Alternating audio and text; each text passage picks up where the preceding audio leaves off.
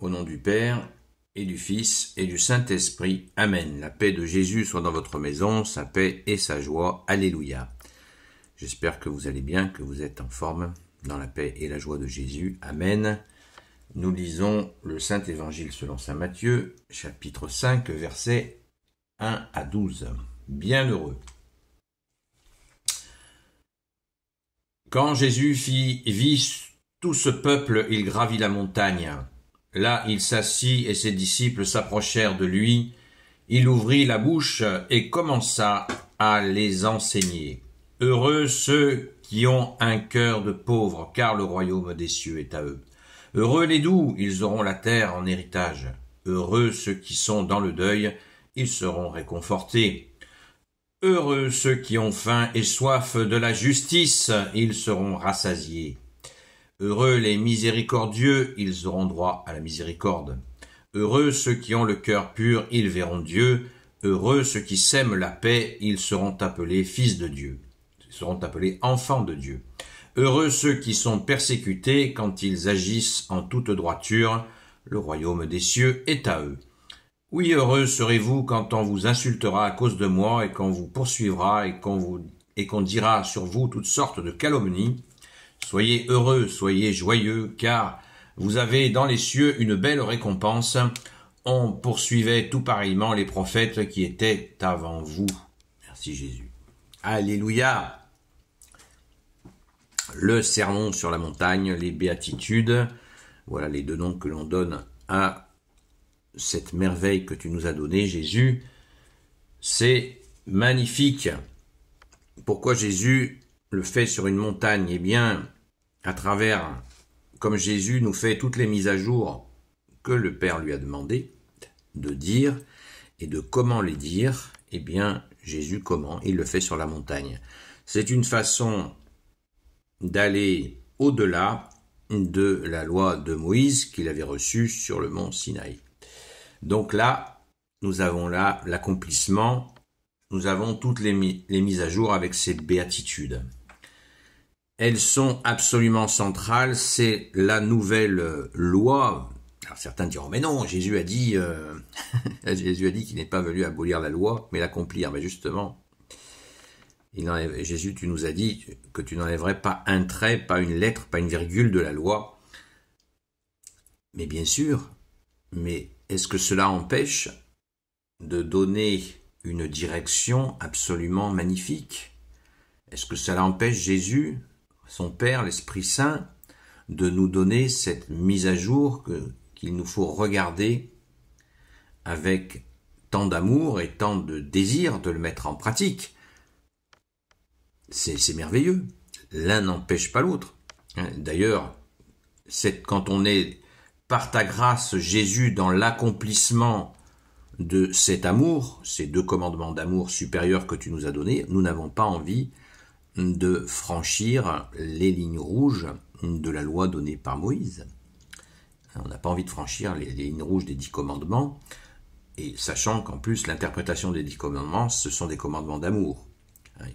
Certains le voient comme une espèce de loi martiale. Non, ça c'est une incompréhension limitée de la chose. C'est un acte d'amour, ces 10 commandements. Et là, Jésus va plus loin, nous donne cette compréhension. Heureux ceux qui ont faim et soif de la justice, ils seront rassasiés. De la justice, sous-entendu, ta justice à toi, bien-aimé Jésus, puisque Jésus t'a institué seul juge. Et cette justice, nous rebondissons sur une autre séquence d'évangile où Jésus nous dit cette merveille. Jésus nous dit, cherche le royaume des cieux et sa justice et tout te sera surajouté. Amen, alléluia. C'est clair, c'est limpide. Alors on pourrait tous les passer en revue. C'est 10, oui, il y en a 10. Heureux ceux qui ont un cœur de pauvre, le royaume des cieux est à eux. J'en ai parlé il y a quelque temps, cette pauvreté de cœur qu'ont certaines personnes. une pauvreté de cœur. Cette pauvreté de cœur est des gens qui ont une espèce de limitation dans le cœur, mais pourtant qui ne font pas de mal pour autant, mais ils ont une limitation. Mais ils sont comme verrouillés dans quelque chose qui est bon, qui vient de toi, Jésus, et ils ne peuvent pas aller au-delà de certaines choses, au-delà de certaines compréhensions. Mais ils restent chevillés dans le bon cœur. C'est un don, c'est un don. Mais des fois, des gens voudraient les pousser à une réflexion de ceci, de cela. Ils n'y ont pas accès, c'est une pauvreté. Et ce n'est pas le plus important d'être champion de la réflexion, de se casser la tête. Tout le monde n'est pas obligé d'avoir cela dans ses capacités. L'essentiel, c'est, Jésus nous l'a dit, et il l'a dit à Sainte Marie-Madeleine, quand Sainte Marie-Madeleine était là, à ses pieds, et puis Sainte Marthe s'affairait et demandait de l'aide, et Jésus lui dit à Sainte Marthe, tu t'affaires, Sainte Marie-Madeleine a choisi la meilleure part, et elle ne lui sera pas enlevée. C'est à adorer Jésus, adorer Dieu, alléluia. Donc, nous avons là, on va en prendre un troisième, et puis je ne vais pas tous les décrypter, parce que déjà je ne suis pas un décrypteur. Je vous donne un avis, mais c'est tellement, ça parle tout seul. Heureux ceux qui sèment la paix, ils seront appelés enfants de Dieu. C'est limpide. Heureux ceux qui ont le cœur pur, ils verront Dieu. Alors celui-là, il mérite réflexion, parce que cœur pur, c'est une pureté d'intention. Ça, c'est beau, ça. C'est tout des dons. Hein. Merci Jésus. C'est extraordinaire. Heureux les miséricordieux, ils auront droit à la miséricorde. Hein. Ça nous est dit. Déjà dans l'Ancien Testament, dans le Nouveau, il nous est dit « Je ne veux pas les sacrifices, je veux la miséricorde. Je ne veux pas les holocaustes, hein. Je veux la miséricorde. Je ne veux pas des offrandes, que nous faisions des offrandes, c'est la miséricorde. Hein. Par exemple, la miséricorde, on peut prendre un exemple. Si on va apporter des beaux bouquets de fleurs à l'église, on les offre à Jésus parce qu'on l'aime et c'est beau. Et si on croise quelqu'un qui nous a fait du mal à une époque, comme ça, au coin de la rue, et cette personne vient nous voir et nous demande pardon, et si on dit non, laisse-moi tranquille, voilà. Voilà un exemple d'une offrande et un refus d'un frère qui vient demander pardon. Et non. Jésus nous dirait, garde ton offrande, garde tes fleurs, accueille ton frère qui te demande pardon, pardonne-le, et puis tu viens avec les fleurs après. La miséricorde, l'offrande, vous voyez, c'est un peu caricatural, mais c'est pour bien comprendre. Merci Jésus de nous donner la force de pardonner, d'aimer. Aimer, c'est pardonner, mais on ne pardonne pas tout seul. J'ai fait de nombreuses vidéos à ce sujet. On ne pardonne pas tout seul, on pardonne avec Jésus qui nous fait la courte échelle. Merci Jésus. Heureux si on vous insulte. Alors ça, les insultes, voilà. Eh ben, moi, je suis vraiment très heureux parce que tous les soirs sur TikTok à 20h, j'en prends pour mon grade, je suis très heureux. Chaque soir, je suis un peu plus heureux. Bon, c'est pas, il y en a beaucoup, mais il n'y en a pas très beaucoup. Sinon, je serais très très heureux.